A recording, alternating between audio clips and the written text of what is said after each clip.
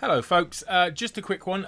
Just wanted to go through how you might want to set up and use Zoom if you want to do any online lessons or anything like that. Now, in order for me to show you how to use Zoom, I've had to set up a few different things. So don't worry if my setup looks a little bit more complicated. Yours, if you're just doing it on your standard laptop or computer, should be absolutely fine. I've got two cameras set up so they're both actually working. So I can look at this one, and in Zoom I can look at that one. So we'll go through. Hopefully you can see my computer screen here. You basically can download Zoom on your phone. You can download it on your tablet. The easiest way, however, is to download it onto a computer. When you have done that, you'll be left with basically this interface. Now, before you start doing anything like clicking all the different buttons to set up meetings, it's a wise thing just to make sure that the settings are done correctly. So I just want to quickly go through that, and then I'll just show you a little bit of the interface. So if you click here on the settings, it basically, there's lots of different settings here that you can therefore go through. Now, I'll just talk you through what some of these do. I haven't used some of them myself. So it may well be that some of these you don't need to use them. Start Zoom when I use Windows. I don't have that on because I don't like having too many things started up on my Windows computer. As soon as I turn it on, it sometimes slows down load up time. When closed, minimize window to the notification area instead of the taskbar. I haven't clicked that, but if you don't like lots of things in your taskbar on your computer, I do, so I can get to it quickly, but you can therefore click that and it will be down in your notifications area instead of your toolbar. Use dual monitors. Now, although I do have two monitors, I don't have that because then when you're using Zoom, it splits Zoom across two screens, which means I can't see anything else. And often I'm looking at notes or a PowerPoint presentation or whatever, and I therefore don't want to be having both my screens taken up with Zoom. Enter full screen automatically when starting or joining a meeting. That's clicked for me at the moment, but actually sometimes it's useful not to be in full screen. We'll be in full screen because you can get out of it, get out of full screen once you're in a meeting. So we'll go through that in a minute. Automatically copy invitation URL once meeting starts. Basically, when you start a meeting on Zoom, you can basically send an invite, which basically gives a code that anybody can basically then, who you send that code to, and you can set up a password, which we'll do in a second, can join that meeting. Ask me to confirm when I leave a meeting. That's just so you don't accidentally press the leave meeting button and then suddenly disappear. So when you press leave meeting, that will just ask you to confirm that you actually want to leave. Show my connected time is a really important one. On Zoom, the free version of Zoom gives you 40 minutes free. Okay, if you're only speaking to one person, it gives you unlimited time. But if you've got more than one person in a session, it is only 40 minutes that you will get. Now, you can literally carry on after 40 minutes, and often I do. I'll just literally start exactly the same again, and either send them a new invite, or the code will be the same, so they can just use the same code that they used to join before. You can obviously set up a schedule of meetings, and hence it can remind you before upcoming meetings.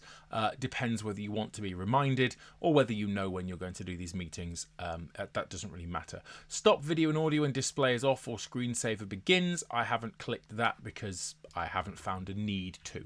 Okay. The next thing is the video tab.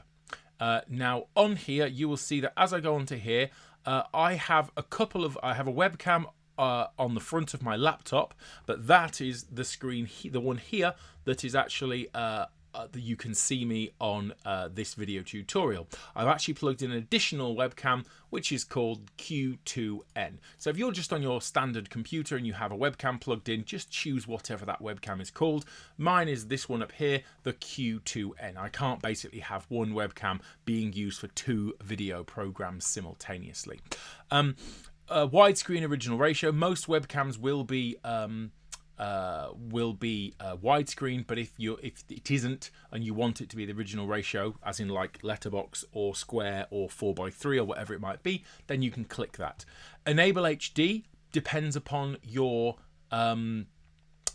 internet speed. If you've got good internet, I've got okay internet down here in my studio, you can therefore enable HD. You can therefore turn HD off. Your picture will be a little bit more grainy, but it does mean that you're using up less of that internet bandwidth, which can be an issue, especially if you've got children who are watching lots of Netflix, educational, of course.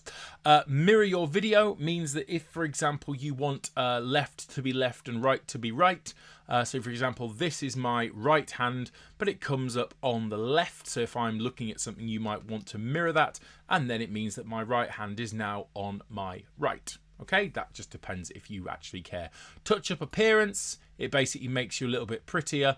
I'm probably going to keep that off. I'm not sure that computers can quite cope with that amount of facial hair to make it look good. Always display participant names in their video. That's useful, especially if it's a student. Sometimes if they've not set a name, it'll come up as the name of their mobile phone. So for example, like iPhone 7. But again, once the students start using this, they can actually set their name up and you can see that. Turn off video when you join a meeting. If you, for example, want to start your meeting but you don't want anyone to see you, then you can start it automatically with video turned off. I never do, because when I start a meeting, I'm assuming that I want people to see that it's me. Always show video preview when joining a video meeting. I've kept that on. No reason why not. It just shows you that your camera is working, etc., etc. Spotlight my video when I speak. So when you speak, sometimes there'll be a coloured box around the person who is speaking, and therefore that means that people can see who is speaking and who to turn their attention to. Display up to 49 participants per screen in gallery view. You shouldn't need to worry about, because no classes have more than 49 people. But if you had really big groups and you wanted to see them all on the screen, the pictures would be small, but you would be able to see everyone on screen. So I have that turned on sometimes. Now, advanced things, you don't need to really worry about any of them. There's some settings there, but don't worry too much. Okay, the next thing is audio. So you've set up the camera. We're now onto audio. Now, speaker and microphone. Now, I have a specific setup, so when I press test speaker, I should be able to hear something, and hopefully you will be too.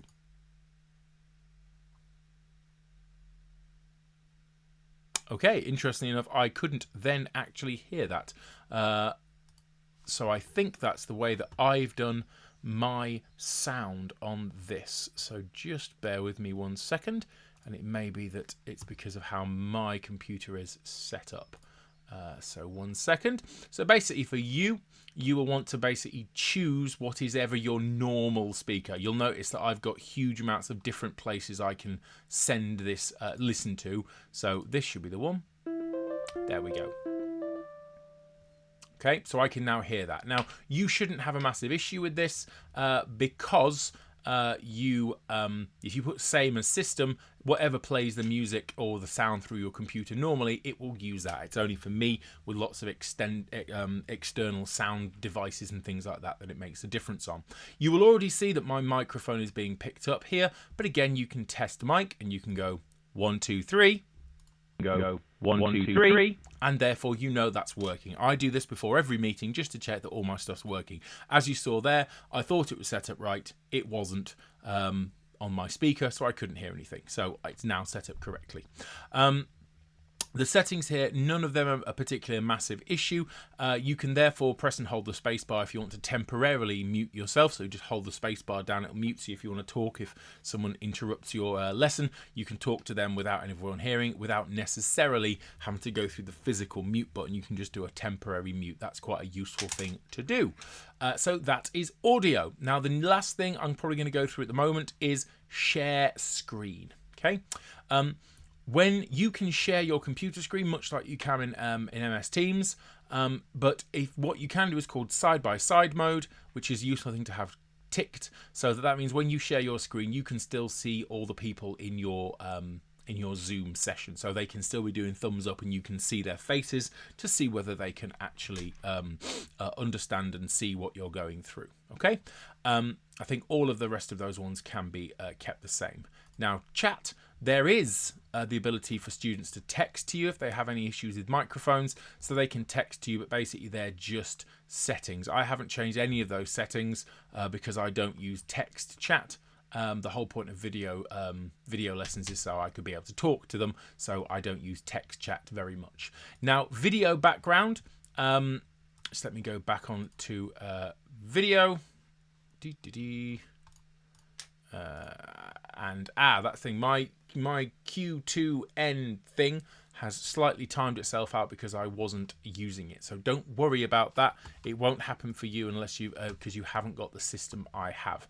So with virtual background, you can give yourself a fancy background if you want. Okay, so I can therefore give myself a background. If you have a green screen, I have a green screen behind me, but if you don't, then you just keep it as whatever. But it actually is quite useful. It sometimes will just give you a background and it will intelligently work out how to do that. Okay, that's pretty much it. Now, recording is if you want to record the lesson. So if you want to record the lesson, which obviously then you can put up for anyone else to look at after the fact, you can therefore choose where you put that recorded lesson, whether you want to, record a separate audio file for every participant. I don't do that because that means they get an individual recording of everything they say. I don't know whether I'd want that. But basically what I do with my Zoom meetings is I can put them and upload them or pop them to YouTube or Unlisted or whatever. So when I do my external choirs and things, I often put those up for learning resources for my section leaders and other people who are helping me out with my kind of online choir at the moment. The place video next to the shared screen in the recording means that when you watch back the recording, it will show the shared screen and the people in there, so you can still see what they're doing. So that's the first thing with the settings. Okay, now just very quickly, I will so apologies for this, just gonna quickly restart my webcam. You won't, like I said, have this issue. I just need, my webcam is automatically set to time, and actually you'll see my green screen behind me there as I go through. We'll just keep that like that. I've not zoomed all the way in, but you can basically see my relatively messy studio. So when you go to actually do a meeting, now you can either schedule a meeting. So if you want to schedule a meeting and then send an invite, for example, to a specific class, you can go into schedule. You can then call it something. So I could call it year 10 music. I can set a date. I can set an amount of time. I can either, and this is the important one, either generate an automatic ID, okay, where every single time I have a meeting, it will be a different ID code. Now that's useful if you don't want, because if you use the personal meeting ID, basically anyone can, anytime you're having a conversation using that ID, anyone with that ID can just literally join your conversation. So if you don't want a year 7 randomly testing the code and coming into the middle of, for example, a year 10 lesson, then obviously that might be what you want to do. Not that we're necessarily going to use this with year 7. I'm generally using it with year 10 and year 11. It's quite useful just to have conversations with them and go through some material. So generate automatically is useful. And again, meeting password. I would say that you want to have some kind of meeting password. This gets sent out in the email invite anyway, but a meeting password, you can set that as whatever you like. I could imagine I might set it as Delisle. Now, video host video on, participants video on, except telephone and computer audio, not that the students are going to be phoning in. You see there that I can put it in my Outlook calendar, Google Calendar, or a different calendar, and I'll keep it into my Outlook calendar. In advanced options, and this again is an important one, you can go in there and say enable waiting room. That means that the students, when they come in, you have to basically accept them into the room. And if you have a class list, you can obviously only accept the people who you actually want to be in there, just in case there's some people who you don't want to be in there. You can always get rid of them if someone comes in and you're like, oh no, you're not in this, and you can then remove them. So that's nice, pretty simple. Enable join before host means that they can therefore be already waiting for that meeting early. If you therefore either might be late starting something, or if they're potentially early, then they don't get told the meeting doesn't happen. They just sit in a waiting room until you're ready to start that meeting. You can mute them on entry. That means that when they come in, they're already muted, so they don't start talking or whatever, and you can therefore have nice and silent at the beginning of that meeting. I generally don't, because, well, so when they come in, I can actually greet these people and say hello and see how they are. Automatic record meeting on the local computer. I do that from the point of view that then I can upload this, and then people who can't make the meeting can still obviously then view the lesson, and then obviously all students and staff or whatever can view this lesson after the fact. So I would then say that I wanted to do this lesson today at 5 o'clock for 1 hour. Okay, I would then press schedule. Now it then will open. Now, unfortunately for me, my laptop, this is my personal laptop, so therefore it's logged into my own email. Now I could re-log in and put hence a new profile, but if you're doing this on your own kind of laptop and stuff, then that would be your school email address, and therefore you could literally send out this information to that year 10 group, and it gives them the meeting code, and they click that on. Whoops, daisy, dismiss all of them. So therefore it gives them the code to click on, it gives them the meeting ID, and it gives them the password. So all they need to do at the allotted time would be click. You can make it recurring, so if you want to have this every single week, you can have it every single week, which again is nice, is useful. You can therefore make sure it's every single week at the same time, or you can have multiple days. At the moment, I'm doing year 10 sessions on a Monday and a Wednesday at 11, and year 11 Tuesdays and Thursdays at 11, just so some catch up for an hour to go through some lesson stuff and just to make sure they're all okay. So again, you can make that recurring, and then you can send that. Now, I will save it up there because then it saves it in my specific schedule. Now, when I go off this, you'll see that in my little schedule for the day, it's then saved that meeting right there to tell me that between 5 and 6 o'clock today, I'm having a year 10 music lesson, and it gives me the meeting ID. I can go into that and I can then edit it. I can copy the invitation, so again, I can put that in an email. If someone didn't get it or I missed someone out of my email initially, I can then copy that invitation to whoever I want, and that will then have the password and the information in there. Okay, now the next thing is to actually start a meeting.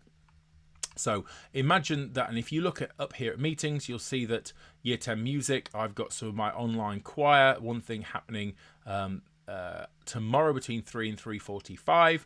I've got an online thing for my community choir. I've got my online thing, and I've got year 10 and year 11 sessions there put in as recurring meetings. So when I'm about to start that, I can go to year 10, start that meeting, and that will have all the correct information and the IDs already in there for me. Okay, so if I go back to home, I can go into new meeting. Now at this point, you will notice that my camera has loaded itself up, and obviously you can see me twice now, and it says you are using the computer audio. So I'm now in a meeting. Now no one's obviously in this meeting with me, but that's just the way. So I'll talk on here at the moment, and I've got two cameras. I'm not quite sure which one to look at. So basically, I'm in Zoom at the moment. You can therefore see me. Down the bottom here, that's my microphone, and it is picking me up. So you can still be changing the settings for your microphones and all your kind of speakers and stuff. So even if you forget to do it in the settings before your meeting, you can do exactly the same stuff in the settings here if you did forget. At any point, if you want to turn yourself off, you can just then, that has muted me, by the way. Other people won't be able to hear me. You can, because, and it even tells you I'm muted. It knows I'm speaking, so if I keep on speaking, it will keep on saying you are muted to remind me to then unmute that. That means that other people won't be able to see me. I can turn off my video if I want, and then therefore they might be able to hear me but not see me. So you've got control over that. Now in here, you can therefore, it's gone into full screen, but you can see up here, it can say exit full screen. And that allows you to size the window to be as big or as small as you like. So I can therefore size that window, and it will therefore shrink down my screen. Now, if there's extra people in here, by the way, they would all be basically coming up as smaller little videos. Now, if you're only on a one screen solution, as opposed to my two screen solution, you may well want to have your video window taking up part of your screen, and then whatever it is you're looking at or showing will be therefore on the other part of the screen. If you're going through notes, or you've got through anything else you want to do, like a register or whatever it might be, you can still have that, and you don't have to worry about full screening. I'll go back into full screen so you can see for the moment though. So when you are, when people are asking to come in, you'll see the manage participants thing there. You've got the ability with this little box to be able to mute everyone, unmute everyone, and when people want to come in, their name will appear on there, and I can either admit them or remove them. So if you get people who shouldn't be there, you can remove them, and then that's fine. Now you can minimize that, and you can get it back at any time to mute everybody or you've got other opportunities, etc. Okay. You can play a chime, so when people enter your session you can hear about it, but I have that turned off because if there's lots of people coming in, it's a bit annoying having to get a bing bong every time. Where it says invite, if you forget to invite anyone, you can still go into here. You can either invite specific contacts that you've sent emails to or anything like that. You'll notice that these some of the people who I've done Zoom things with before, or you can send an email, or you can just copy the URL, so just like the web address, and it will take people there, or even copy an invitation. So you, even if you're in a meeting, you can still send out these invitations if you've forgotten. Rather than stopping the meeting, re-inviting people, you can do it from within a meeting itself. So you'll notice that at the top, this is recording. Okay, so this is recording my my Zoom session, so then I can therefore upload this. So I'm teaching my lesson and all is well with the world. So at some point I might want to share my screen. Okay, so if I want to share my screen, there's a button here that says share screen. Now for the moment I'm just going to load up on my other computer screen Spotify. I'll just load up some music, and I'll then show you that in a second. So say for example, now you might obviously want to do it with a PowerPoint presentation or whatever it might be, but I'll just put it on Spotify so I can just show this. I am a music teacher after all. 1 second. Whoopsie-daisy. So we are here and I want to share my screen. I can click on the share screen button down there. I can choose which screen I want to share. Again, you may not have as many options as me, but one very important thing is if you want to share your computer sound, so play them something like for me, a piece of music or show them a video, you want to click the button which says share computer sound. Okay?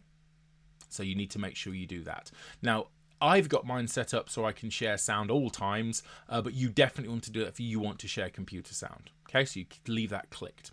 Now, I've got two monitors, so I've got my main screen, I've got my secondary screen. You can sometimes just literally share, so I could just share Spotify, actually, the program Spotify, I could just share that screen. For the moment, I'll share the actual screen itself. Make sure that's clicked. I won't do this because mine's set up in a different way, but you must make sure you press share computer sound if you want to hear anything. And then you press share. Now at this point, you can therefore see that I have shared my screen. Okay, well, I hope you can, but yes, I think you possibly can. Oh no, wait a second, you won't be able to because you're not actually in a meeting with me. But basically, let me just see if I can, I'll share my different screen. Apologies, I forgot that you weren't actually in a Zoom call with me there. Sorry, I'll share this screen. Now, you will see that it's just the same screen, but there are some controls up above here. Now, I'm sharing the screen. This is exactly what the students would see in your Zoom chat. It shows you how long this has been going on for. It shows that it's recording. It shows the ID, and it still gives you those kind of those different kind of controls. Now, one useful thing is if we just hover over, you can annotate.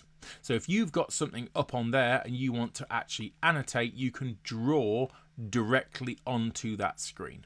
Okay, it doesn't actually draw on the screen, but you can then use that as if you would a whiteboard. So I can just get rid of that. I can draw things on, I can highlight things. So if you're showing a worksheet, you can therefore just highlight that and show that, and that is absolutely fine. So you've got lots of the standard kind of things there. You can put draw, you can put like arrows in place to show students where to look at. You can put stamps, but again, the positive thing, you can clear everything if you end up getting a little bit busy with that. Okay, the next thing there is you can still, so stop share. So when you've decided to stop sharing, you can just press stop share. Now, because I've done that share computer thing, we should at this point be able to hear the music.